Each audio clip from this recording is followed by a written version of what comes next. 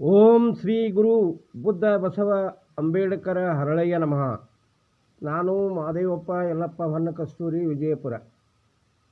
ಶ್ರವಣ ಮಾಡುತ್ತಿರುವ ಎಲ್ಲ ಸದ್ಭಕ್ತರಿಗೆ ನನ್ನ ಶರಣು ಶರಣಾರ್ಥಿಗಳು. ಇಂದು ನಾನು ಜೀವನ ಕ್ರಮ ಎಂಬ ವಿಷಯದ ಮೇಲೆ ಒಂದೆರಡು ವಿಚಾರಗಳನ್ನು ಹಂಚಿಕೊಳ್ಳುತ್ತಾ ಇದ್ದೇನೆ. ಮನುಷ್ಯನಾದವನು ಯಾವಾಗಲೂ ಸುಖಿಯಾಗಿ ತನ್ನ ಜೀವನವನ್ನು ನಡೆಸಬೇಕು ಎಂದು ಇಚ್ಛಿಸುತ್ತಾನೆ. ಅಂದರೆ ಅವನು ಮಾಡುವ ಕರ್ಮಗಳಲ್ಲಿ ಅವನಿಗೆ ಅರಿವು ಇರುವುದಿಲ್ಲ. ಅಕರ್ಮಗಳನ್ನೇ ಮಾಡಿ ಅಧರ್ಮವನ್ನೇ ಅನುಸರಿಸಿ ಸುಖಿಯಾಗಲು ಬಯಸುತ್ತಾನೆ. ಆದ್ದರಿಂದ ಅಕರ್ಮಗಳನ್ನು ಬಿಟ್ಟು ಸತ್ಕರ್ಮಗಳನ್ನು ಮಾಡುವ ಅಭ್ಯಾಸ ಮಾಡಿಕೊಳ್ಳಬೇಕು.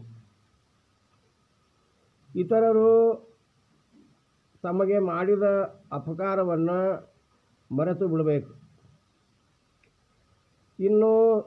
ಇನ್ನೊಬ್ಬರಿಗೆ ಮಾಡಿದ್ದು ಅದನ್ನು ಮರೆತು ಬಿಡಬೇಕು. ಇಲ್ಲದಿದ್ದರೆ ಕೋಪ, ತಾಪ, ಅಸೂಯೆ ಒಡಮೂಡುತ್ತವೆ. ಆದ್ದರಿಂದ ಅನಗತ್ಯವಾದಂಥ ಬಯಕೆಗಳನ್ನು, ಅಗತ್ಯ ಇಲ್ಲದ ಆಸೆಗಳನ್ನು ನಾವು ಕೈ ಬಿಡಬೇಕು. ಅಂದರೆ ಕಾಮನೆಗಳನ್ನು, ವಾಸನೆಗಳನ್ನೇ ನಾವು ಮೆಚ್ಚಿಕೊಂಡು ಬದುಕಬಾರದು. ಮಾನವರಾದವರು ನಾವು ಅರ್ಥ ಮಾಡಿಕೊಳ್ಳಬೇಕು. ಅತಿ ಆಸೆ, ದುರಾಸೆ, ಕಾಮನೆಗಳು, ವಾಸನೆಗಳು ಇವು ನಮಗೆ ಸಂಕಷ್ಟಗಳನ್ನು ತಂದುಕೊಡುತ್ತವೆ, ಅವಘಡಗಳನ್ನು ತರುತ್ತವೆ ಎಂಬುದನ್ನು ನಾವು ಅರ್ಥೈಸಿಕೊಳ್ಳಬೇಕು. ವಿಶ್ವಗುರು ಅನ್ನಬಸವಣ್ಣನವರು ತಮ್ಮ ಒಂದು ವಚನದಲ್ಲಿ ಹೇಳುತ್ತಾರೆ, ಬೇವಿನ ಬೀಜವ ಬಿತ್ತಿ ಬೆಲ್ಲದ ಕಟ್ಟೆಯ ಕಟ್ಟಿ, ಬೇವಿನ ಬೀಜವ ಬಿತ್ತಿ ಬೆಲ್ಲದ ಕಟ್ಟೆಯ ಕಟ್ಟಿ, ಆಕಳ ಹಾಲ ನೆರೆದು ಜೇನು ತುಪ್ಪವ ಹೊಯ್ದರೆ ಸಿಹಿಯಾಗಬಲ್ಲುದೇ ಕೈಯು ಹೌದಲ್ಲವೇ. ಸುಭಕ್ತರಲ್ಲದವರ ಕೂಡಿ ನುಡಿಯಲಾಗದು ಕೂಡಲ ಸಂಗಮದೇವ. ಹೀಗೆ ಅಕರ್ಮಗಳನ್ನೇ ಮಾಡಿ ಸುಖಿ ಜೀವನವನ್ನು ನಾವು ಬಯಸುತ್ತೇವೆ. ಬಿತ್ತಿದ್ದನ್ನು ಬೆಳೆದಕ್ಕೂ ಎನ್ನುವಂತೆ ಒಳ್ಳೆಯ ಭಾವನೆ, ಒಳ್ಳೆಯ ಮನಸ್ಸಿನಿಂದ ನಮ್ಮ ಕರ್ಮಗಳನ್ನು ಮಾಡಬೇಕು. ನಮ್ಮ ಶ್ರೇಯಸ್ಸಿಗೆ ಆ ಕಾಮನೆಗಳು, ವಾಸನೆಗಳು, ದುರ್ನಡತೆಗಳು, ದುರಾಸೆಗಳು ನಮಗೆ ಅಡ್ಡಿ ಮಾಡುತ್ತವೆ. ಆದ್ದರಿಂದ ಅಂಕೆಯಲ್ಲಿ ಇರದ ಮನಸ್ಸನ್ನು ನಾವು ಸ್ಥಿರಗೊಳಿಸಬೇಕು. ಆ ಭಗವಂತನ ಮೇಲೆ ದೃಢವಾದ ಮನಸ್ಸನ್ನು ಇಟ್ಟು ನಂಬಿ ಶ್ರದ್ಧೆಯಿಂದ ನಾವು ಬಾಳಬೇಕು. ಅದು ನಮಗೆ ಶಕ್ತಿಯಾಗುತ್ತದೆ. ಆ ಶಕ್ತಿಯ ಫಲವೇ ನಾವು ಸುಖಿಯಾಗಲು ಅನುವಾಗುತ್ತದೆ. ಆದ್ದರಿಂದ ನಮ್ಮ ಮನಸ್ಸನ್ನು ಯಾವಾಗಲೂ ಶಿವನ ನಾಮಸ್ಮರಣೆಯಲ್ಲಿ ತೊಡಗಿಸಿಕೊಳ್ಳಬೇಕು. ಪ್ರಪಂಚದಲ್ಲಿ ಬದಲಾಗುವ ಸನ್ನಿವೇಶಗಳಿಂದ ನಮ್ಮ ಜೀವನ ದಿಕ್ಕುಗಾಣದಂತ ಆಗಿಬಿಡುತ್ತದೆ. ಆದ್ದರಿಂದ ಮನಸ್ಸನ್ನು ಸ್ಥಿರವಾಗಿ ಇಟ್ಟುಕೊಳ್ಳುವುದು ಸುಖಿ ಜೀವನವನ್ನು ತಂದುಕೊಡುತ್ತದೆ. ನಾವು ಎಂಥ ಕರ್ಮಗಳನ್ನು ಮಾಡುತ್ತೇವೆ ಅಂಥ ಫಲವನ್ನು ಬಯಸುತ್ತೇವೆ.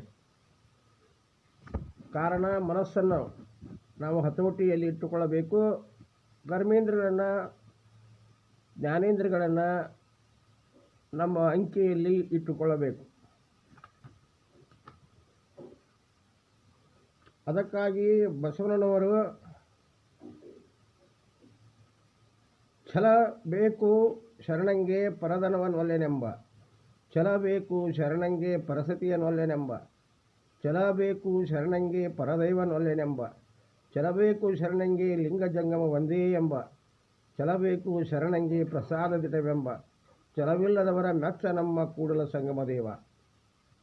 ಹೀಗೆ ನಾವು ಪರಸತಿ, ಪರಧನ, ಪರದೈವವನ್ನು ಬಯಸಿದ್ದೇ ಆದರೆ ಅದು ಮುಂದೆ ನಮಗೆ ಅವಘಡ ತಪ್ಪಿದ್ದಲ್ಲ. ಅದನ್ನು ನಾವು ಅರ್ಥೈಸಿಕೊಳ್ಳಬೇಕು. ಮುಂದೆ ನಮ್ಮ ಜೀವನ ಕಷ್ಟಕರವಾಗಬಾರದರೆ ಅಂದರೆ ನಾವು ನಮ್ಮ ಮನಸ್ಸನ್ನು ಹತೋಟಿಯಲ್ಲಿ ಇಟ್ಟುಕೊಳ್ಳಬೇಕು. ಭಾವ ಪರಿಶುದ್ಧವಾಗಬೇಕು.